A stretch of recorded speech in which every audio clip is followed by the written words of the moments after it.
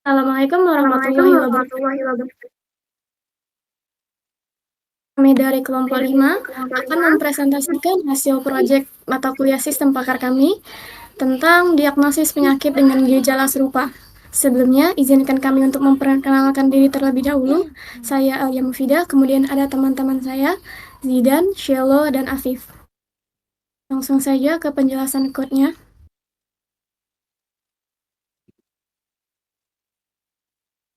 Setelah pada code ini, terdapat kelas diagnosa yang merupakan inti dari sistem proyek ini. Kelas ini memiliki beberapa properti seperti fakta, working memory, step, dan rules. Pada this rules itu menyimpan daftar rules yang akan digunakan pada diagnosis setiap penyakit. Kemudian boleh next agak ke bawah lagi sampai ke add fact. Nah, ada juga beberapa metode yang digunakan dalam kode ini, seperti add facts dan get penyakit, di mana kode tersebut mencakup penambahan fakta dari user, kemudian proses diagnosis menggunakan metode backward dan certainty factor. Berikutnya, boleh dilanjutkan untuk step 1. Halo teman-teman, saya Zidan ingin melanjutkan dari penjelasan Alia barusan. Ini adalah step 1.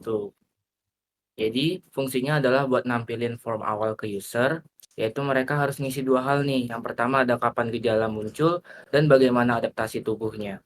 Dari input itu, sistem bakal jalanin perhitungan menggunakan metode sistem pakar yaitu backward dan CF-nya. Langsung masuk ke bagian pertama, kita import dulu nih dan beberapa use effect di sini. Nah, kita punya banyak banyak banget nih use effect, mulai dari untuk nyimpen input kayak timbul gejala dan adaptasi tubuh. Di sini ada tombol submit juga, ada status loading dan juga hasil perhitungan. Supaya tombol submit nggak bisa diklik sebelum semua input diisi, kita pakai use effect untuk mantau dua input itu. Kalau dua-duanya udah diisi, tombolnya baru aktif. Sekarang masuk ke bagian paling penting, yaitu handle submit.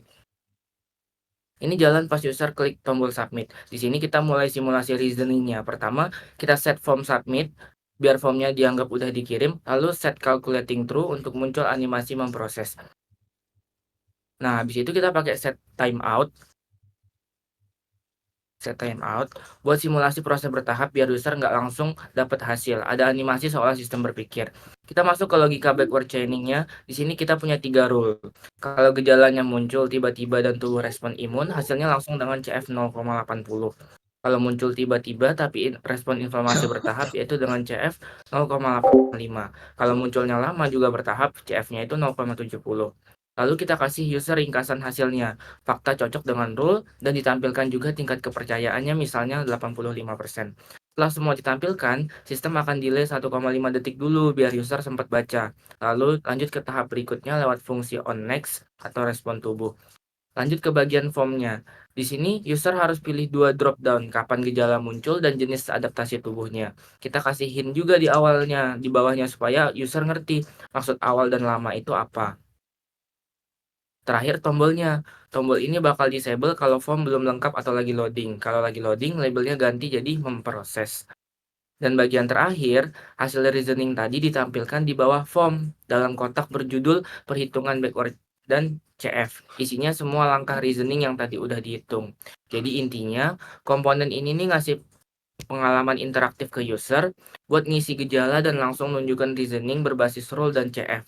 Flow-nya smooth dan informatif, intinya cocok buat sistem dengan diagnosa ringan.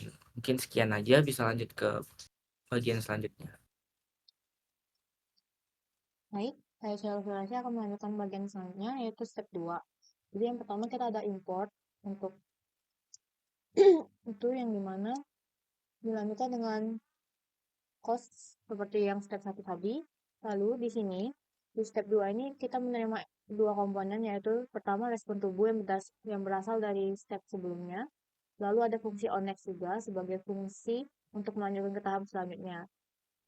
Terus di sini kita akan menerima tiga inputan, yaitu batuk, lebih sakit, dan tanda khusus. Dan juga ada step tambahan yang untuk menampilkan langkah untuk perhitungan dan juga status prosesnya apakah sudah dikirimkan atau belum. Lalu, di saat pengguna sudah mengirimkan formnya, ada fungsi handle submit yang akan memproses input berdasarkan aturan-aturan yang sudah ditentukan, yaitu rule 6-9, lalu akan menyusun penalaran ke dalam array calculation step untuk menentukan nilai etiologi umumnya. Setelah itu, alasannya akan ditampilkan ke user, dan hasil akhirnya akan dikirimkan ke komponen selanjutnya untuk untuk dilakukan perhitungan setelah di step ketiganya. Lalu di bagian tampilan ada komponen input dengan hasil hint penjelasan untuk penjelasan perhitungannya, lalu ada tombol submit dengan label yang akan ditampilkan jika semua sudah diisi oleh penggunanya. Sekian penjelasan step 2. Selanjutnya.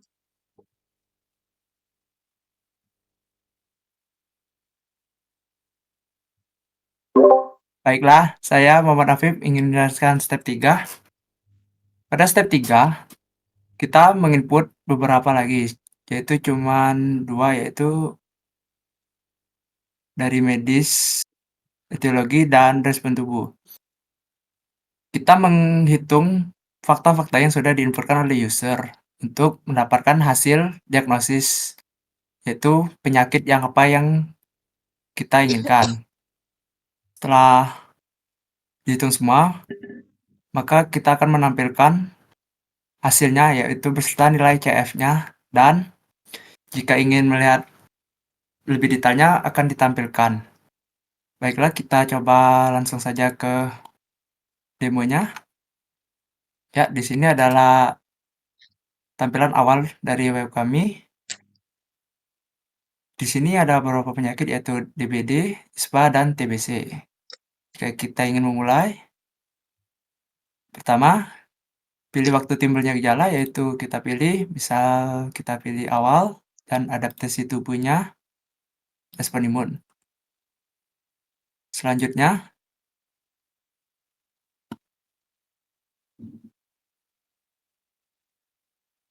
kita pilih batuknya biasa atau parah.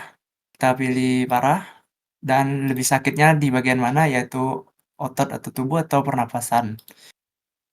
Tanda khusus kita pilih tidak ada, bintik merah, atau keringat malam. Kita pilih tidak ada, coba. Selanjutnya kita pilih memerlukan perawat intensif.